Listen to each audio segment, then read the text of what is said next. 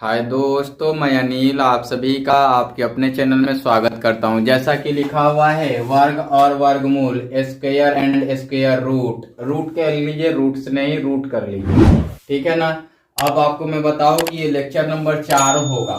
कौन सा लेक्चर होगा? लेक्चर नंबर 4 होगा। 3 तक आपको प्राप्त हो चुके हैं। मैं आपको बताऊं कि इसमें मैं आपको पढ़ाऊंगा कुछ प्रमुख प्रारूप या प्रतिरूप जो कि वर्ग के लिए होते हैं, है ना। तो नंबर 6 होगा, क्योंकि 5 तक तो जान ही चुके हैं, है ना। वर्ग संख्या के लिए कुछ प्रमुख प्रतिरूप, है ना, ऐसा हम देखेंगे। आपको मैं बताऊं कि इसमें हमने क्या कहा कि हम प्रतिरूपों को पढ़ेंगे। प्रतिरूप में क्या पढ़ेंगे? इकाई अंक 5 हो। इसके लिए मैं कॉन्सेप्ट बताऊंगा। फिर बताऊंगा आपको कि इकाई अंक 5 के बाद विषम संख्याओं का लगातार योग हो। इसके बाद लगातार विषम संख्याओं के बाद हम पढ़ेंगे कि लगातार संख्या हो और उनका उल्टा क्रम हो। फिर हम क्या पढ़ेंगे? एक एक की रिपीटेशंस हों। उसके बाद हम क्या पढ़ेंगे? हम पढ़ेंगे 7 का वर्ग, फिर 6 7 का वर्ग, 6 6 7 का वर्ग। ये प्रतिरूपों को पढ़ेंगे। तो ये वर्ग के लिए पढ़ते हैं। तो आइए, हमने क्या कहा कि पहला जो पढ़ेंगे हम वो पढ़ेंगे जब जब इकाई का अंक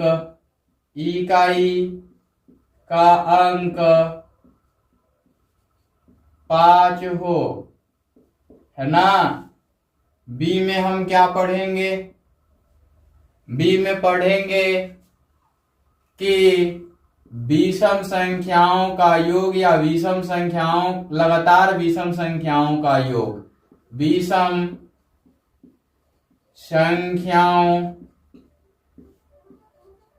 का योग, इसका प्रतिरूप पढ़ेंगे। सी में हम क्या पढ़ने वाले हैं? लगातार संख्या एवं उनके उल्टे क्रम का योग। लगातार संख्या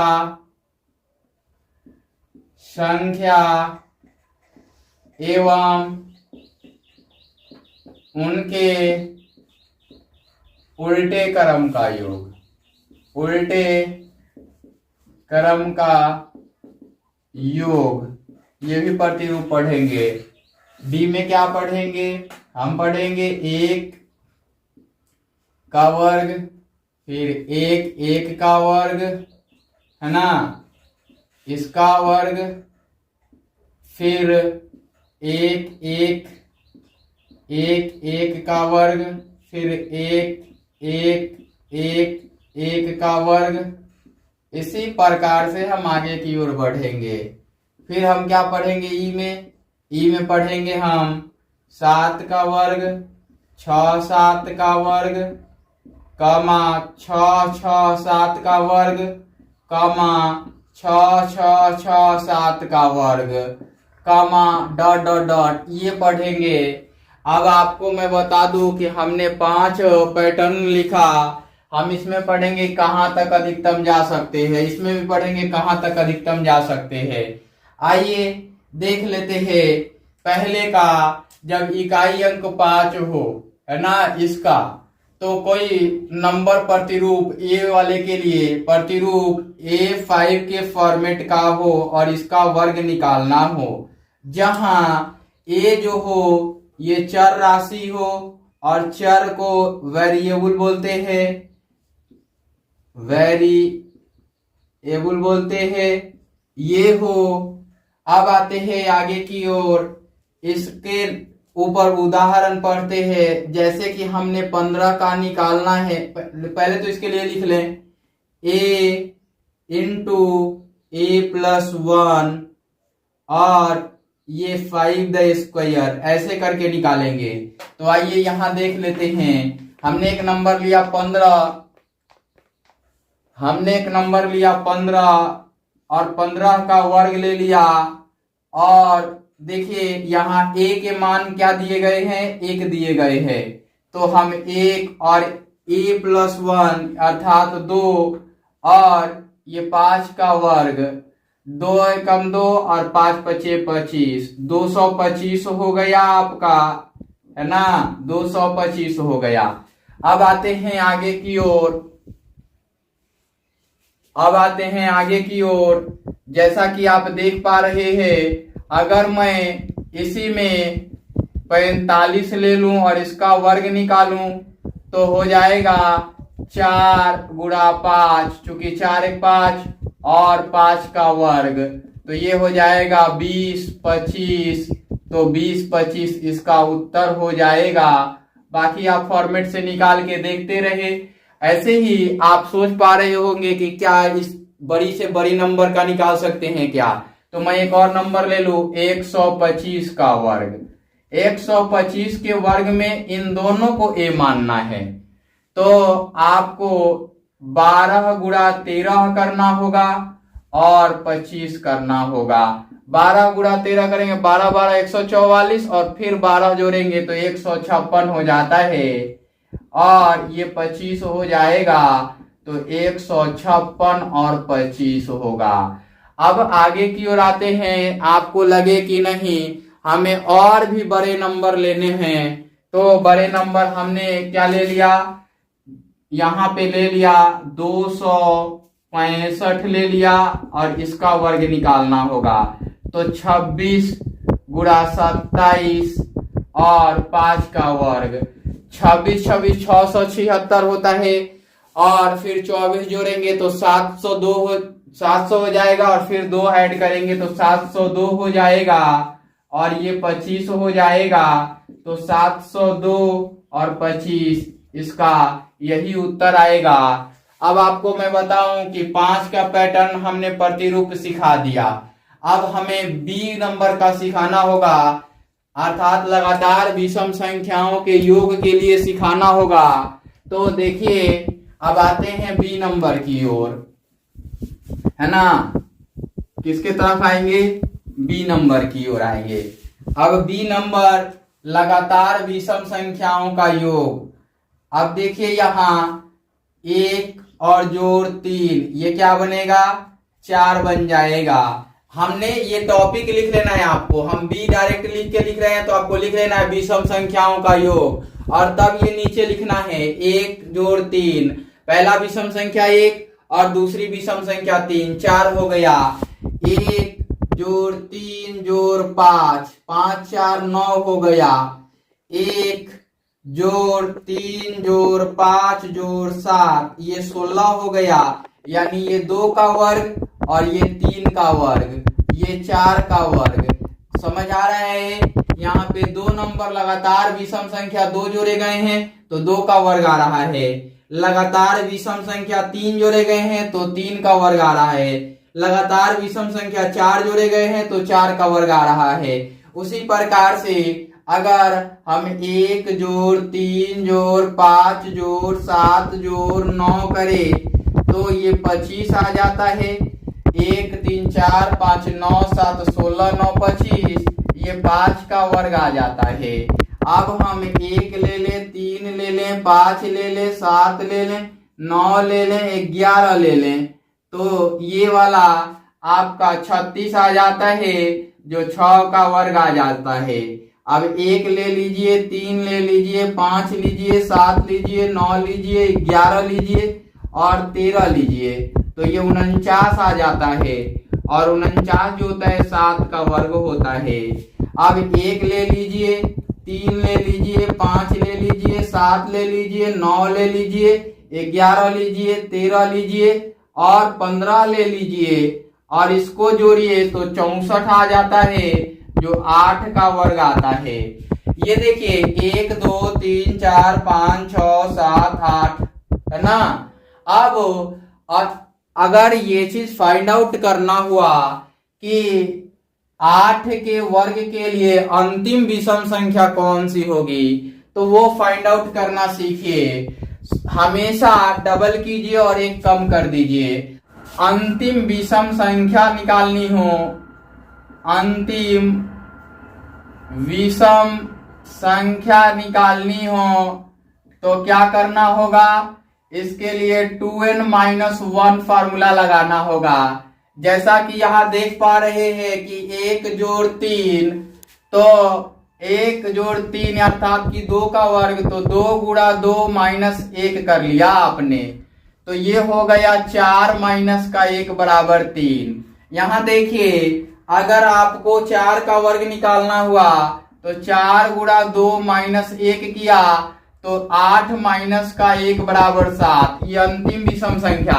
जैसे आपको 19 का वर्ग निकालना हुआ तो क्या करेंगे, 19 गुणा 2, क्योंकि यहाँ n क्या है आपके, n है 19, तो 19 गुणा 2 करना है, 2n करना है और माइनस का 1 करना है, तो 38 माइनस का 1 बराबर 37 आएगा। तो आप क्या करेंगे, 1 जोड़ 3 जोड़ 5 जोड़ 7 जोड़ 9 जोड़ 11 जोड़ 13 जोड़ 15 जोड़ 17 जोड़ 19 जोड़ 21 जोड़ 23 जोड़ करते हैं 25 जोड़ करते हैं 27 जोड़ 29 जोड़ 31 जोड़ 33 जोड़ 35 जोड़ 37, है ना। अब जोड़िए, ये कैसे होगा ये जानते हैं। यहां से जोड़िएगा तो ये आएगा 25 और 35 60, है ना, और 37 और 23 60, इनका इनके साथ और इनका इनके साथ, इनका इनके साथ, ये भी 60 ये भी 60, यानी कि 1 पेयर 2 पेयर 3 पेयर 4 पेयर, यहां तक में 4 पेयर बन गए और 60 तो 240 हो गए, है ना। एक पेयर ये, दूसरा पेयर ये, तीसरा पेयर, चौथा पेयर, 240 हो गए। अब इसको जोड़िएगा तो ये कितना देगा आपका, ये 40 देगा, फिर ये भी 40 देगा, है ना, 30 देगा, ये 30 देगा और ये 40 देगा, तो 60 हो गया। और यहां पे 21 19 40 और 40 और 30 70 और 70 और ये वाला 20 90 90 और 20 110 110 और 10 कितना हुआ, 110 और 10 120 और 1 121, तो इसमें 121 और ऐड कर लीजिए तो 361 आता है। 19 का जो वर्ग होता है वो 361 ही होता है। ये आप समझ पाए होंगे और समझ भी गए होंगे। तो अब आइए हम लगातार संख्याओं के संदर्भ में बताते हैं। आप अब हेडिंग डालेंगे, क्या डालेंगे, लगातार संख्या, है ना, ये वाली लगातार संख्या हम उसके उल्टे क्रम। तो हमने सी के लिए जैसे 1 2 1 1 2 1, ये हो गया 4 यानी 2 का वर्ग, अर्थात बीच वाले नंबर का स्क्वायर, इस नंबर का क्या हो जाता है, वर्ग हो जाता है। उसी प्रकार से अगर 1 2 3 2 जोड़ 1 यानी कि संख्या और उसके उल्टे क्रम 1 2 3 2 1, तो ये हो जाता है 1 2 3 और 3 6 3 9, अर्थात 3 का वर्ग हो जाता है। यानी कि यहाँ के नंबर का वर्ग हो जाता है, यहाँ के नंबर का वर्ग हो जाता है। बस उसी प्रकार से अगर 1 जोड़ 2 जोड़ 3 जोड़ 4 जोड़ 3 जोड़ 2 जोड़ 1, तो ये करेंगे तो ये जो आएगा यहाँ 3 3 6 3 9 3 12 4 16 आ जाएगा और ये 4 का वर्ग आ जाएगा। यानी कि जो बीच में नंबर होता है उसका वर्ग हो जाता है। आपने समझ लिया होगा। यहाँ पे आप हेडिंग डालेंगे लगातार संख्या उसके उल्टे क्रम का योग। तो ये लगातार संख्या है और इसके उल्टे क्रम का भी योग है। अब यहाँ पे लिखेंगे 1 जोड़ 2 जोड़ 3 जोड़ 4 जोड़ 5 जोड़ 4 जोड़ 3 जोड़ 2 जोड़ 1, है ना। ये लिखेंगे तो ये आएगा 25, अर्थात 5 का स्क्वायर आएगा। अब आपने देखा कि यहाँ पे बीच का नंबर जो है सबसे बड़ा नंबर 5 है और 5 का ही स्क्वायर ये आ रहा है। तो उम्मीद है कि ये समझ आ गया होगा। अब आ जाते हैं आगे की ओर, डी में आ जाते हैं, है ना। अब आते हैं आपके डी के लिए। 1 का वर्ग, डी में 1 का वर्ग 1 होगा, 11 का वर्ग जो होगा वो 1 2 1 होगा। जितना नंबर उसका रिवर्स, यहाँ 1 2 3 1 हो तो ये 1 2 3 2 1 होगा, है ना। अगर यहाँ 4 हो गए, यहाँ 4 हो गए तो यहाँ 1 2 3 4 3 2 1 हो जाएगा। अगर यहाँ पे 5 हो गए तो 1 2 3 4 5 4 3 2 1 होगा। और यहाँ पे यदि 6 हो गए, 3 4 5 6 हो गए तो 1 2 3 4 5 6 5 4 3 2 1 होगा। इस प्रकार से ये 9 तक जाएगा। अधिकतम कितना तक जाएगा? 9 तक। 1 2 3 4 5 6 7 8 9 तक जाएगा। 9 तक जाएगा तो 1 2 3 4 5 6 7 8 9 8 7 6 5 4 3 2 1 ये होगा। अब आपको मैं बताऊं कि इसके आगे भी लिख सकते हैं क्या? लिख सकते हैं, लेकिन थोड़ा दिमाग लगाना पड़ेगा। यहाँ पे आके 10 का 0 हो जाएगा तो ये भी डबल 0 बन जाता है, फिर बगल वाला 9 बन जाता है। ये मैं जब आप कमेंट करके बताएंगे कि सर पूरा प्रैक्टिस करवाइए इसके ऊपर, तो मैं प्रैक्टिस करवा दूंगा। ये आपके कमेंट का इंतजार रहेगा मुझे, तभी मैं बताऊंगा ये सब पैटर्न। अन्यथा इन पैटर्नों को 9 तक ही मैं बताऊंगा, है ना। अब आगे आ जाते हैं ई के लिए। ई भी एक रोचक पैटर्न है ना। ई भी एक रोचक पैटर्न है। इसको भी लिखिएगा। 7 का वर्ग तो ये हो जाएगा 49, है ना। अब 6 7 का वर्ग करने जाएं तो ये हो जाएगा आपका 2 4 हो जाएगा, 1 8 हो जाएगा और 1 9 होगा। अब देखिए 1 6 बढ़ गया तो डबल 4 हो गया और 1 एक्स्ट्रा 8 आ गया। इसी प्रकार से जब 2 6 हो जाएंगे तो 6 2 होने का मीनिंग है कि 4 3 बार और 8 2 बार और 1 बार 9 आना ही आना है। अब आगे की ओर देखिए कि अगर 6 6 6 3 बार 6 हो जाए और इसका स्क्वायर करना हो तो 4 बार 4 आएगा और 3 बार 8 आएगा और 1 बार 9 आएगा। अगर 6 6 6 6 4 बार आ जाए तो क्या होगा? तो 5 बार 4 आएगा। कितने बार 4 आएगा? 5 बार। और 4 बार 8 आएगा। जितने बार 6 आएगा उतने बार 8 आएगा और 1 9 आएगा। इस प्रकार से ये भी अधिकतम 6 तक नहीं, 9 तक नहीं, अनंत तक जा सकते हैं। क्योंकि इनका कोई पैटर्न चेंज नहीं होता है, इसमें कोई कैरी नहीं होगा, है ना। तो उम्मीद करता हूं कि लेक्चर 4 भी बढ़िया से समझ आ गया होगा। इस वीडियो में इतना ही, फिर मिलते हैं अगले वीडियो में। Bye bye, take care.